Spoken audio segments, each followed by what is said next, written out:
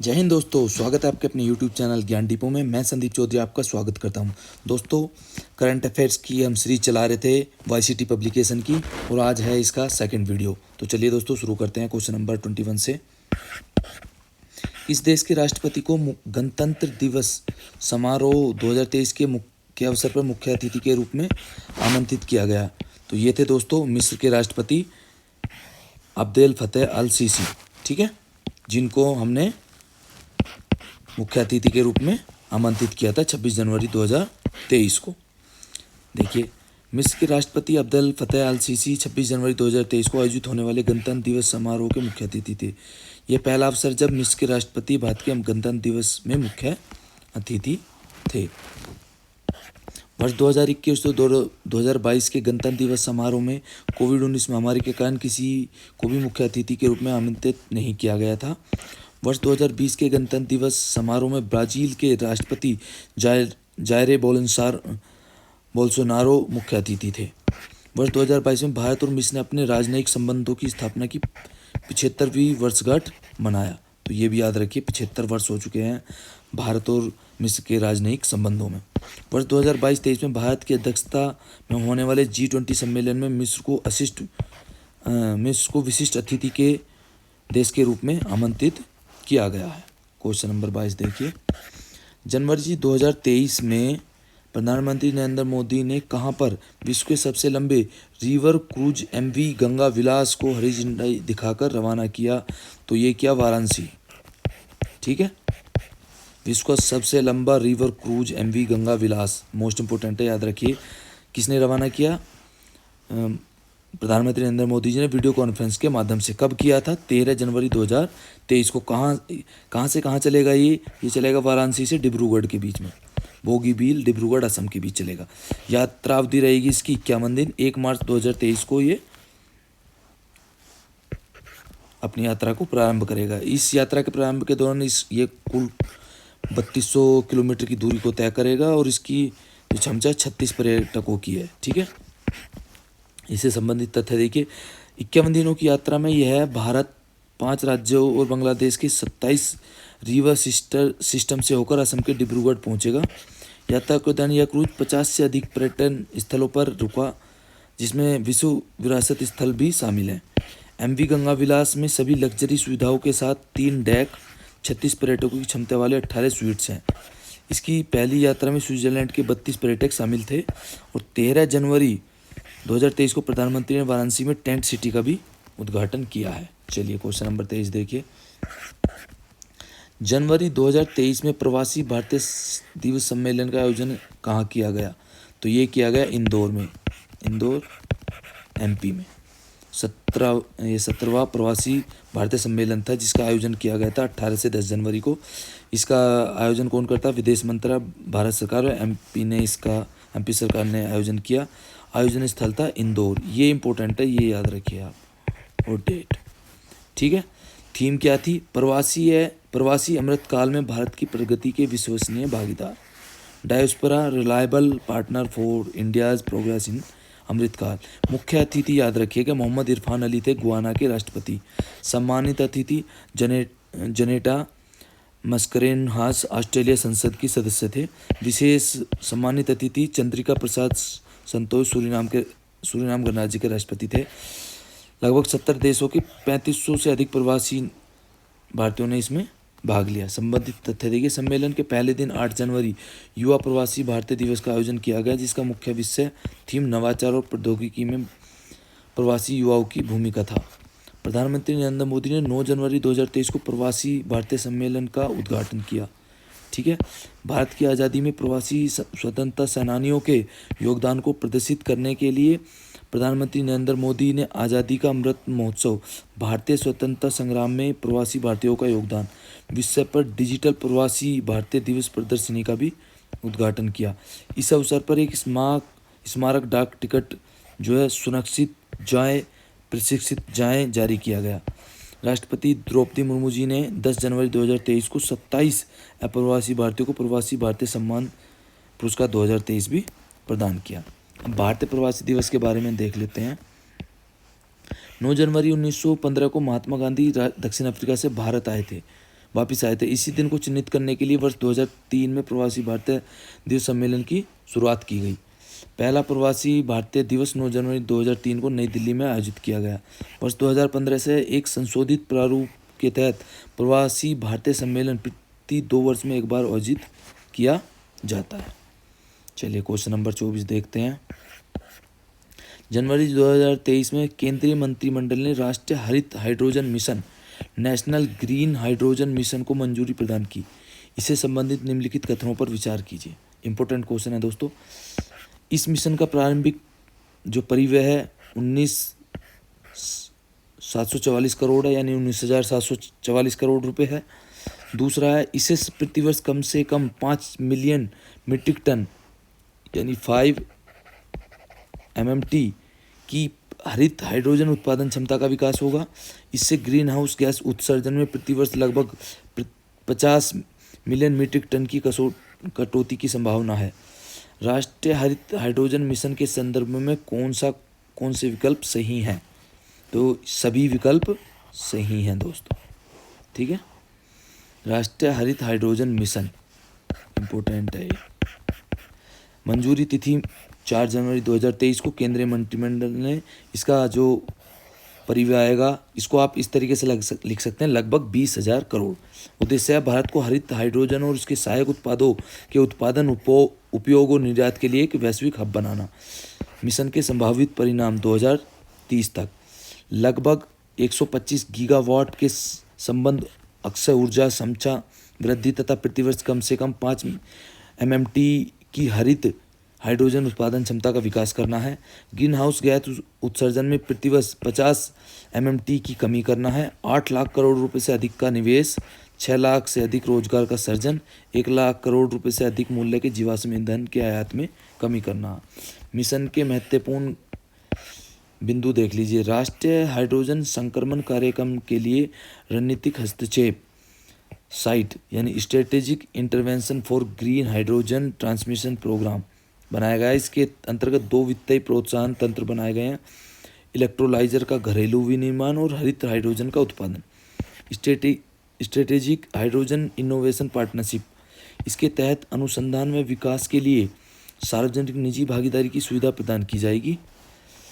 Green hydrogen hub, बड़े पैमाने पर उत्पादन और हाइड्रोजन के उपयोग में सक्षम क्षेत्रों की पहचान की जाएगी और उन्हें ग्रीन हाइड्रोजन हब के रूप में विकसित करेंगे। नीतिगत ढांचा, पॉलिसी फ्रेमवर्क क्या है? हरित हाइड्रोजन इकोसिस्टम की स्थापना करने के लिए एक सक्षम नीतिगत ढांचा विकसित किया जाएगा। मिशन के तहत एक समन्वित कौशल विकास कार्यक्रम चलाया जाएगा। एक मजबूत मानक और विनिमय ढांचा का विकास किया जाएगा। यह मिशन उभरते अंतिम उपयोग क्षेत्रों और उत्पादन मार्गों में पायलट परियोजनाओं का भी समर्थन करेगा। नवीन व नवीकरणीय ऊर्जा मंत्रालय संबंधित घटकों के लिए योजना दिशा निर्देश तैयार करेगा। Question number 25। जनवरी 2025 में अखिल भारतीय पीठासीन अधिकारियों का 83वां सम्मेलन कहाँ आयोजित किया गया? जयपुर में, ठीक है। कब? 11-12 जनवरी को जयपुर राजस्थान में। उद्घाटनकर्ता कौन थे? उपराष्ट्रपति जगदीप धनखड़ जी। क्या महत्वपूर्ण तथ्य हैं इस सम्मेलन में? लोकसभा अध्यक्ष ओम बिरला, राज्यसभा के उपसभापति हरवंश जी समेत कई विधानसभाओं के अध्यक्ष और उपाध्यक्षों ने भाग लिया। समापन सत्र के मुख्य अतिथि राजस्थान के राज्यपाल कलराज मिश्र थे। विशेष क्या है? पीठासीन अधिकारियों का पहला सम्मेलन वर्ष 1921 में शिमला में आयोजित किया गया था। Question number 26। जनवरी 2023 में जल पर राज्य मंत्रियों के पहले अखिल भारतीय वार्षिक सम्मेलन वाटर विजन @2047 का आयोजन कहाँ किया गया? ये किया गया भोपाल में, भोपाल MP, ठीक है। जल पर राज्य मंत्रियों का पहला अखिल भारतीय वार्षिक सम्मेलन वाटर विजन 2047, याद रखिए, कहाँ किया गया? 5-6 जनवरी 2023 को जल शक्ति मंत्रालय द्वारा भोपाल MP में। अगले 25 वर्षों के लिए वाटर विजन पर विचार विमर्श करने के लिए सम्मेलन के दौरान 2047 के लिए विभिन्न चुनौतियों और लक्ष्यों पर एक पूर्ण सत्र और 5 विषयगत सत्र आयोजित किए गए। इस सम्मेलन के सम्मान में सभी राज्यों में वाटर विजन पार्क स्थापित करने का भी प्रस्ताव रखा गया। क्वेश्चन नंबर 27, जनवरी 2023 में किस रेलवे स्टेशन को भारतीय खाद्य सुरक्षा व मानक प्राधिकरण द्वारा 5 स्टार रेटिंग प्रमाणन के साथ ईट राइट स्टेशन से सम्मानित किया गया? ये था Varanasi cantt railway station, Varanasi. ठीक है, 5 स्टार रेटिंग प्रमाण के साथ ईट राइट स्टेशन का सम्मान इसे दिया गया। कब? 5 जनवरी 2023 को FSSAI के द्वारा, यानी food safety and standard authority of India के द्वारा, भारतीय खाद्य सुरक्षा एवं मानक प्राधिकरण। स्टार प्रमाणीकरण वाले अन्य स्टेशन कौन कौन से? इससे पहले Anand Vihar terminus railway station नई दिल्ली को, Chhatrapati Shivaji terminus Mumbai, Mumbai central railway station Mumbai, Vadodara railway station, Chandigarh railway station और भोपाल स्टेशन। अन्य महत्वपूर्ण तथ्य देख लीजिए। राइट ईट स्टेशन प्रमाणन उन रेलवे स्टेशनों को प्रदान किया जाता है जो यात्रियों को सुरक्षित और पौष्टिक भोजन प्रदान करने के लिए मानदंड स्थापित करते हैं। 5 स्टार रेटिंग यात्रियों को सुरक्षित और स्वस्थ भोजन उपलब्ध कराने के लिए स्टेशन द्वारा पूर्ण अनुपालन का संकेत है। प्रयागराज जंक्शन रेलवे उत्तर प्रदेश का पहला ईट राइट स्टेशन है। ठीक है, चलिए आगे बढ़ते हैं। क्वेश्चन नंबर 28, जनवरी 2023 में राष्ट्रीय जीनोम संपादन व प्रशिक्षण केंद्र national genome editing and training centre को उद्घाटन कहाँ किया गया? मोहाली, पंजाब में किया गया। राष्ट्रीय जीनोम संपादन व प्रशिक्षण केंद्र 5 जनवरी 2023 को डॉक्टर जितेंद्र सिंह केंद्रीय विज्ञान और प्रौद्योगिकी राज्य मंत्री द्वारा मोहाली, पंजाब में। ये कहाँ पे किया गया? राष्ट्रीय कृषि खाद्य जैव प्रौद्योगिकी संस्थान के परिसर में किया गया। क्या कार्य होगा? क्षेत्रीय जरूरतों को पूरा करने के लिए CRISPR-Cas सहित विभिन्न जीनोम संपादन विधियों को अनुकूलित करना, युवा शोधकर्ताओं को प्रशिक्षण और मार्गदर्शन प्रदान करना। अन्य क्या तथ्य रहेंगे? क्या रहे? इस अवसर पर डॉक्टर जितेंद्र सिंह ने खाद्य और पोषण सुरक्षा 2023 पर 4 दिवसीय सम्मेलन इन फैंस का भी उद्घाटन किया। क्वेश्चन नंबर 29, जनवरी 2023 में भारत के सबसे बड़े हॉकी स्टेडियम का उद्घाटन कहाँ किया गया? ये क्या राउरकेला में। ठीक है, किसके द्वारा? नवीन पटनायक जी के द्वारा। मुख्यमंत्री कहाँ के हैं? उड़ीसा के द्वारा। 5 जनवरी 2023 को राउरकेला, उड़ीसा में। स्टेडियम का क्या नाम है? बिरसा मुंडा अंतर्राष्ट्रीय हॉकी स्टेडियम। निर्माण लागत रहेगी लगभग 261 करोड़ और दर्शक क्षमता रहेगी 20,000। निर्माणकर्ता कौन है? ओडिशा औद्योगिक अवसंरचना विकास निगम के द्वारा इसका बनाया जाएगा। ओडिशा में 13 जनवरी 2023 से FIH पुरुष हॉकी विश्व कप 2023 का आयोजन किया गया। कुल 44 मैचों में 20 आयोजन का आयोजन इस स्टेडियम में तथा शेष मैचों का आयोजन कलिंग स्टेडियम भुवनेश्वर में किया गया। तो क्वेश्चन नंबर 23 देखिए। 30 जनवरी 2023 में राष्ट्रपति द्रौपदी मुर्मू जी ने कहाँ पर एक संविधान उद्यान का उद्घाटन किया? ये किया राजभवन, जयपुर। 3 जनवरी 2023 को राजभवन जयपुर में राष्ट्रपति द्रौपदी मुर्मू जी के द्वारा। क्या महत्वपूर्ण तथ्य है? राष्ट्रपति ने राजभवन में मयूर स्तंभ, राष्ट्रीय ध्वज पोस्ट का भी उद्घाटन किया। उन्होंने महात्मा गांधी और महाराणा प्रताप की प्रतिमा का अनावरण भी किया। जनवरी 2023 में भारत की पहली हरित हाइड्रोजन मिश्रण परियोजना किसके द्वारा प्रारंभ की गई? NTPC के द्वारा प्रारंभ की गई। NTPC, ठीक है, पहली हरित हाइड्रोजन मिश्रण परियोजना 4 जनवरी 2023 को NTPC। ठीक है, कवास टाउनशिप सूरत के pipe natural gas PNG network में। संबंधित तथ्य क्या रहे? यह परियोजना NTPC और गुजरात गैस लिमिटेड का संयुक्त प्रयास है। इस परियोजना की आधारशिला 30 जुलाई 2022 को प्रधानमंत्री नरेंद्र मोदी द्वारा रखी गई थी। इसके माध्यम से सूरत के कवास टाउनशिप के घरों को हाइड्रोजन मिश्रित प्राकृतिक गैस H2NG की आपूर्ति की जाएगी। कवास में ग्रीन हाइड्रोजन से पहले स्थापित 1 मेगावाट फ्लोटिंग सौर परियोजनाओं से विद्युत का उपयोग करके पानी से इलेक्ट्रोसिस द्वारा बनाया गया है। हरित हाइड्रोजन मिश्रण की यह उपलब्धि अभी केवल ब्रिटेन, जर्मनी और ऑस्ट्रेलिया जैसे कुछ गिने चुने देशों के पास ही प्राप्त है। यह उपलब्धि भारत को वैश्विक हाइड्रोजन अर्थव्यवस्था के केंद्र में लाएगा। नियामक निकाय पेट्रोलियम और प्राकृतिक गैस विनियामक बोर्ड ने अभी पेट्रोलियम और प्राकृतिक गैस के साथ हरित हाइड्रोजन के 5% आयतन के मिश्रण को मंजूरी दी है, जिसके चरणबद्ध तरीके से 20% तक पहुंचाया जाएगा। क्वेश्चन नंबर 32 देखिए, दिसंबर 2022 में केंद्रीय गृह मंत्री अमित शाह ने कर्नाटक के किस स्थान पर दुग्ध प्रसंस्करण हेतु मेगा डेयरी का उद्घाटन किया? ये किया मंडिया में।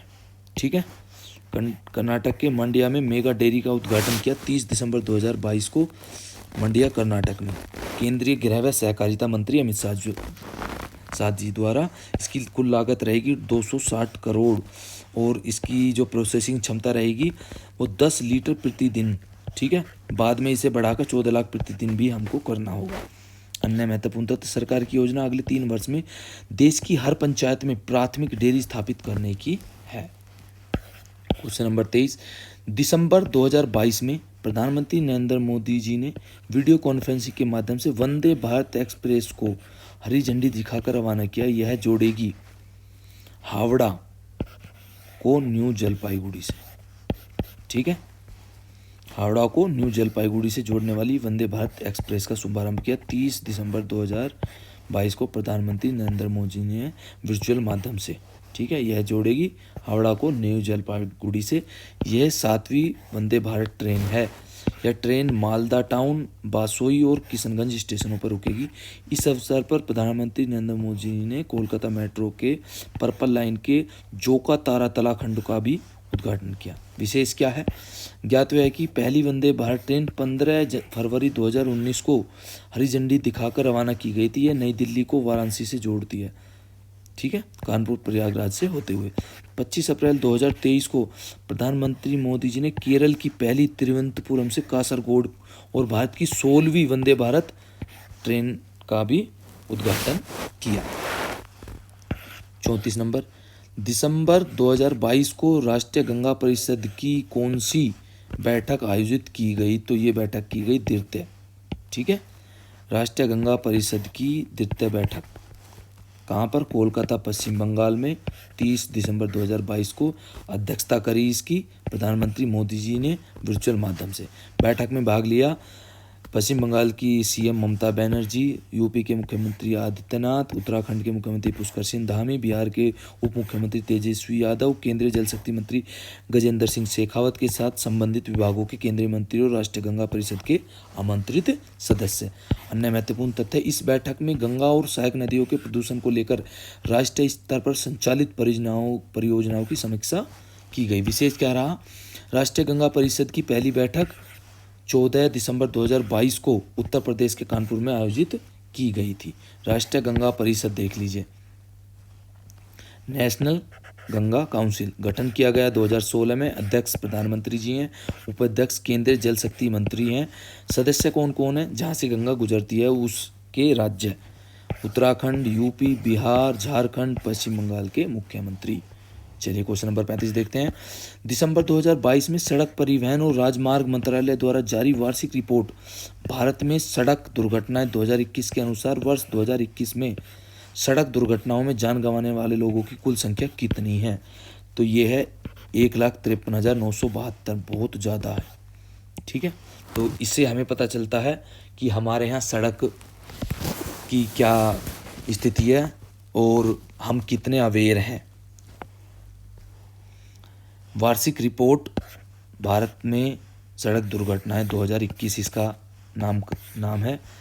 जारी की गई 18 दिसंबर 2022 को। किसने जारी करता कौन है? सड़क परिवहन और राजमार्ग मंत्रालय। वर्ष 2021 में सड़क दुर्घटनाएं कितनी हुई? 4,12,432। ठीक है, तो वर्ष 2021 में सड़क दुर्घटना में वृद्धि कितनी हुई है? 12.6%। क्वेश्चन नंबर 36, दिसंबर 2022 में प्रधानमंत्री की आर्थिक सलाहकार परिषद द्वारा जारी सामाजिक प्रगति सूचकांक सोशल प्रोग्रेस इंडेक्स के संबंध में विचार कीजिए। देखिए, पुडुचेरी, लक्षद्वीप और गोवा सामाजिक प्रगति सूचकांक में श्रेष्ठ प्रदर्शन करने वाले राज्य केंद्र शासित प्रदेश हैं। नंबर 2 है झारखंड और बिहार सबसे खराब प्रदर्शन करने वाले राज्य हैं। जिलों की श्रेणी में आइजोल मिजोरम का जिला है। राजधानी भी है। सोलन हिमाचल प्रदेश और शिमला हिमाचल प्रदेश सामाजिक प्रगति के मामलों में अच्छा प्रदर्शन करने वाले शीर्ष 3 जिले हैं। 4 नंबर है, राज्यों तथा जिलों के लिए जारी इस सामाजिक प्रगति सूचकांक में कुल 36 राज्यों, केंद्र शासित प्रदेशों तथा कुल 707 जिलों को शामिल किया गया है। तो ये सभी क्या है कथन? सभी कथन सही हैं। ठीक है, सभी कथन सही हैं। देखिए, जारी तिथि है 22 दिसंबर 2022। ठीक है, राज्य और जिलों के लिए सामाजिक प्रगति सूचकांक। जारीकर्ता कौन है? प्रधानमंत्री की आर्थिक सलाहकार परिषद। रिपोर्ट तैयार किया प्रधानमंत्री की सलाहकार परिषद ने प्रतिस्पर्धात्मक और सामाजिक प्रगति अनिवार्यता संस्थान के साथ मिलकर। Institute for competitiveness and social progress imperative सूचकांक में शामिल राज्य, केंद्र शासित प्रदेश तथा जिले 36 व 707। सूचकांक तैयार किया गया 3 आयामों में 12 घटकों तथा 89 संकेतकों व 49 संकेतकों जिला स्तर पर। सूचकांक के 3 आयाम क्या थे? बुनियादी मानव आवश्यकताएं, कल्याण की नींव और अवसर। ठीक है, अब ये देख लीजिए, अति उच्च सामाजिक प्रगति में क्या है? जो केंद्र शासित प्रदेश सबसे ऊपर थे या राज्य थे, पुडुचेरी, लक्षद्वीप, गोवा, सिक्किम, इस तरीके से। उच्च सामाजिक प्रगति में जम्मू कश्मीर। ठीक है, ये क्या रैंक है? 10वीं है इसकी, इस तरीके से है। ऊपरी मध्य सामाजिक प्रगति में आए ये सभी जिले। निम्न मध्य सामाजिक प्रगति में हरियाणा, गुजरात, आंध्र प्रदेश, मेघालय सभी जिले आए। और निम्न सामाजिक में आए हैं उत्तर प्रदेश, उड़ीसा, मध्य प्रदेश, ये याद रखिए। ठीक है, बहुत कम सामाजिक प्रगति में आए असम, बिहार और झारखंड। सूचकांक में सबसे अच्छा प्रदर्शन करने वाले 3 जिले कौन थे? आइजोल, सोलन और शिमला। क्वेश्चन नंबर 37 देखिए, दिसंबर 2022 में 9वीं विश्व आयुर्वेद कांग्रेस और आरोग्य एक्सपो 2022 का आयोजन कहाँ किया गया? तो ये किया गया पणजी में। ठीक है, 9वीं विश्व आयुर्वेद कांग्रेस और आरोग्य एक्सपो 2022 पणजी, गोवा में। क्या उद्देश्य था? आयुर्वेद क्षेत्र को मजबूत करने और इसके भविष्य की कल्पना करने और आयुर्वेद वाणिज्य को बढ़ावा देने के लिए पेशेवरों तथा उपभोक्ताओं के बीच बातचीत की सुविधा प्रदान करने हेतु विभिन्न हितधारकों के लिए वैश्विक मंच प्रदान करना। प्रधानमंत्री द्वारा उद्घाटन किया गया 3 आयुष संस्थानों का कहाँ पर? अखिल भारतीय आयुर्वेद संस्थान गोवा में, राष्ट्रीय यूनानी चिकित्सा संस्थान गाजियाबाद, राष्ट्रीय होम्योपैथी संस्थान नई दिल्ली में। मूल विषय क्या थे? थीम क्या थी? Ayurveda for one health. वर्ष 2000 प्रथम विश्व आयुर्वेद कांग्रेस कहाँ हुई थी? वर्ष 2002 में कोच्चि में। महत्वपूर्ण तथ्य देखिए, इसके उद्घाटन समारोह में केंद्रीय मंत्री श्रीपाद नाइक जी, गोवा के मुख्यमंत्री प्रमोद सावंत और आयुष मंत्रालय के सचिव वेद राजेश कोटचा शामिल थे, जबकि समापन समारोह में प्रधानमंत्री नरेंद्र मोदी जी शामिल हुए। क्वेश्चन नंबर 38, हाल ही में संपन्न गुजरात विधानसभा चुनाव 2022 में भारतीय जनता पार्टी को कुल कितनी सीट प्राप्त हुई? तो ये हुई 156। ठीक है, देखिए 1 दिसंबर और 5 दिसंबर को 2 चरणों में ये चुनाव हुआ। कुल मतदान 64.33% था। ये देखिए कुल विधानसभा सीटें 182, यानी 156 प्राप्ति हुई 182 में से, ये याद रखिए। भारतीय जनता पार्टी को 156 प्राप्त हुई, 52.50 इसका क्या रहा? वोट शेयर रहा। कांग्रेस को 17 वोट शेयर ये है। आम आदमी पार्टी तीसरी सबसे बड़ी पार्टी रही। ठीक है, देखिए इस चुनाव में भाजपा को कुल 156 सीटें प्राप्त हुई। यह इस राज्य में किसी पार्टी का अब तक का सर्वश्रेष्ठ प्रदर्शन है। इससे पहले 1985 में माधव सिंह सोलंकी ने कांग्रेस को 149 सीट दिलाई थी। इस जीत के साथ ही भाजपा ने गुजरात में लगातार 7वीं बार बहुमत का आग्रह प्राप्त कर सरकार बनाई है। ये इम्पोर्टेंट है।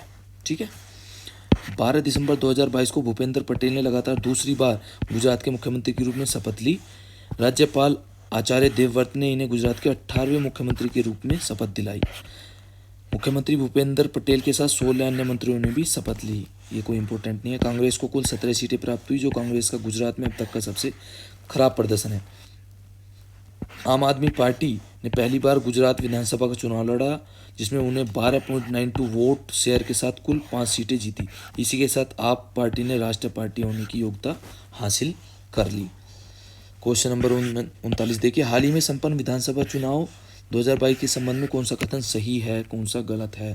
हिमाचल प्रदेश में विधानसभा चुनाव 12 नवंबर 2022 को कराया गया, जिसमें कुल कितने 65.92% वोट पड़े।